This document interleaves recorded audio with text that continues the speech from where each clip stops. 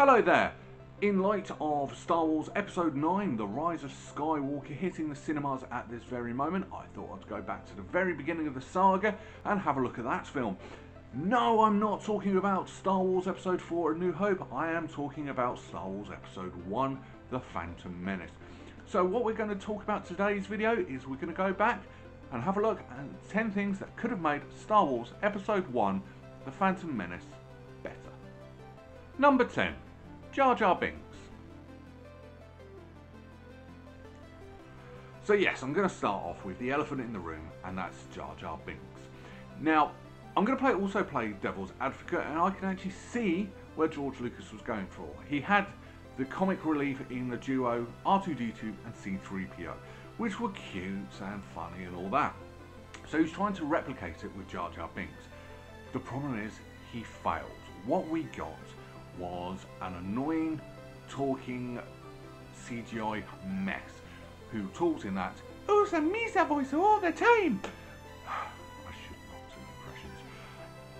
I mean, J.J. Abrams, he actually did quite well. He actually brought in BB-8, and obviously if you haven't seen it, there's a brand new one in Rise of Skywalker as well. So it could have been done, it could have worked, but what he created was just no. I mean, why a CGI character? I mean, that is a problem in itself. We will get to that in a moment. But yeah, Jar Binks should have been a big no-no. Number 9. Not have the characters so boring.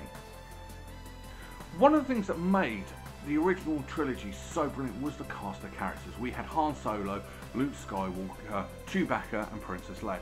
Characters we all loved. And they had things behind them which made us like them and love them so much.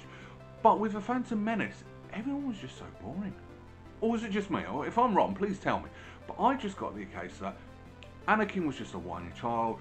Obi-Wan Kenobi was just there. Same with everybody. Yoda, everybody was just so flat and boring.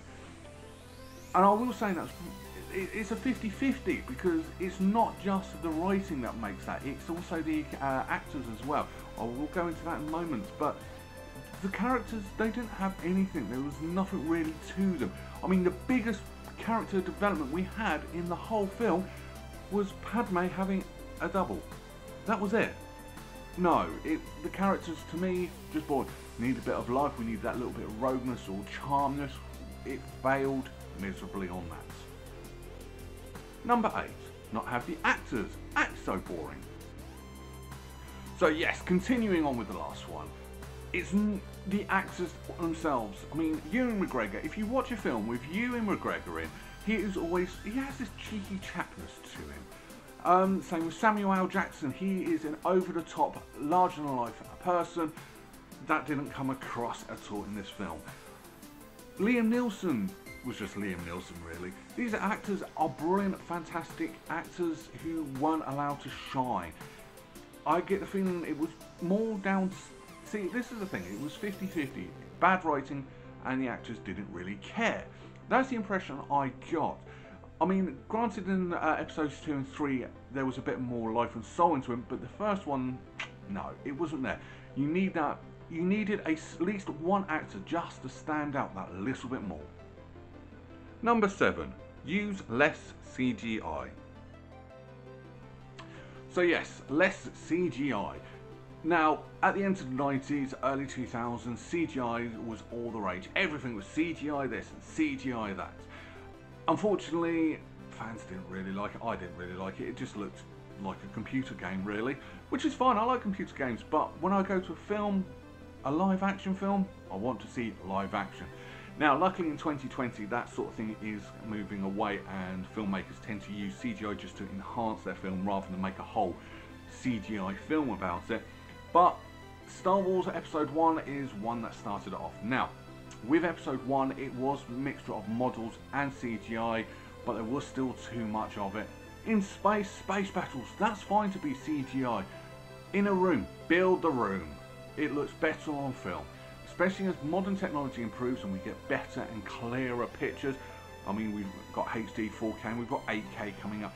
You can actually tell, and it doesn't look good. It makes the film look worse rather than better. So yeah, if they eased up on the CGI a little bit, would have been made it a lot better.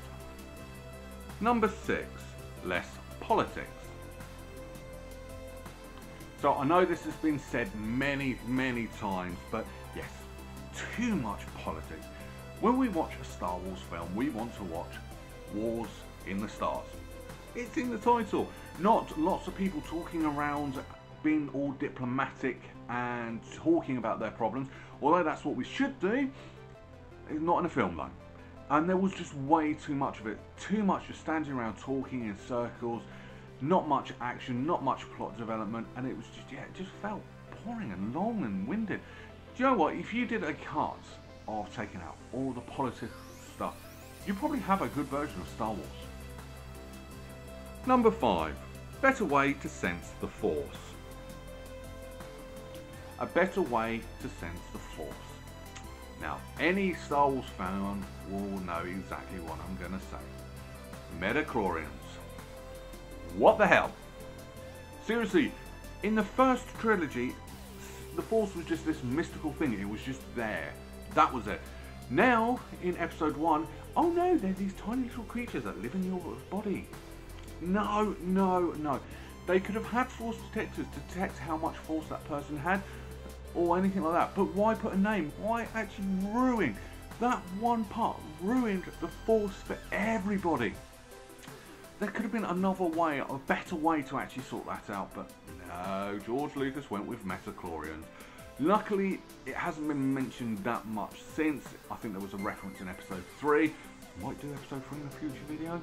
But other than that, it was sort of swept under the carpet. Even the books and video games, there's been no mention of them. Thank God for that. But this is where it started. This is where it got all its grief from. Number 4. Have a plot that makes logical sense. So when you have a franchise with fans who will nitpick when it all goes wrong, and that's what I'm doing here. What I actually mean when I say logical sense is Naboo to Coruscant via Tatooine, which is in the opposite direction. If you don't believe me, go and check out the Star Wars Galaxy's map. They are in the complete opposite direction from each other. Now, before anyone kills me, yes, they are on the run from the Republic, and that's why they went into Hutt-controlled space to hide from the Republic. But she was the Queen of Naboo. Anybody would have been happy to help fix that. It just doesn't make sense to me. There would have been a better way to do this. Why go to Tatooine? Now, I know for the story purposes, they had to go to Tatooine to go and find Anakin Skywalker. There should have been a better reason other than, oh, our ship's not working, we need to repair it. Let's go in the opposite direction. Yeah, doesn't fly with me. Number 3, told the story from Anakin's perspective. Yeah, now this is me criticising more of the actual story itself. I personally would have actually had the whole story told from Anakin's perspective, and I only had a small part. But this film was more from Obi-Wan's perspective, who was more of a background character in this film. The first film was told from the perspective of Luke Skywalker. He was the main character. Anakin Skywalker wasn't. Now, let's face it, that's who we were all interested to see. Yes, Jake Lloyd did pull it off a little bit whiny, but at least he did better than Hayden Christian. But, yeah, if you told it from Anakin's side of things, from Anakin's point of view, I think we could have got a little bit more of an exciting story, less politics, but yeah, just tell it from Anakin's. That's what we wanted to see. Number 2, make the Jedi more revered. So one thing everybody was expecting or hoping from this film was to see the Jedi in action in their prime. And we did get that to a certain extent, but no, we didn't. I know that sounds weird. What we got was just the Jedi just being normal people. No, the Jedi should have been revered. Remember, the Jedis were the guardians of law and order. I didn't get that impression. They were there just more as peacekeepers than guardians of law and order. No, they were too political, and yeah, they were just sorting out trade disputes. That's not what the Jedi should have been about. The Jedi should have been controlling and enforcing law and order. So, yes, they are the good guys. Cops enforce law and order, but they are good guys, and that's what I would have expected. They didn't get much reverence. The Jedi were just there, they're just normal. Now, I know that sort of ties in with the whole story arc of the Sith destroying the Jedi, but in this first film, that should have been put to one side and were more of a D plot. That's how insignificant on this film it would have been. I know by the time Revenge of the Sith came out, it was the A plot, but in here, yeah, that was just put to one side. You wanted to see Jedi in their prime. Could have been more exciting. Number 1, not kill off the bad guy. So in this film, we did have something really cool. We had a really cool bad guy in Darth Maul. True story, I was working in McDonald's in Havant when the first trailer got released on Channel 4. Everyone stopped working to watch that. Now, I cannot remember anything by that trailer except the introduction of Darth Maul where the doors open and he's got the double lightsaber. That's the only thing I can remember from that. And everyone was like, oh wow, he looks awesome. He's the new version of Darth Vader. And yes, he was. Bear in mind, he was only a henchman, but in the first film, Darth Vader was the henchman. But yeah, he was so cool. He was athletic. He was brilliant. He was what we were all hoping for in a bad guy. And then they killed him off. No. With Darth Maul, they should not have killed him out. Now, I know he has come back in the Clone Wars, and I know he has come back in the Solo film, but you shouldn't have killed him off in the first place. No, it shouldn't have happened. He could have, yeah, he could have been built up, maybe even more than Darth Vader was. But yeah, Darth Maul, George Lucas screwed you, man. Final thoughts.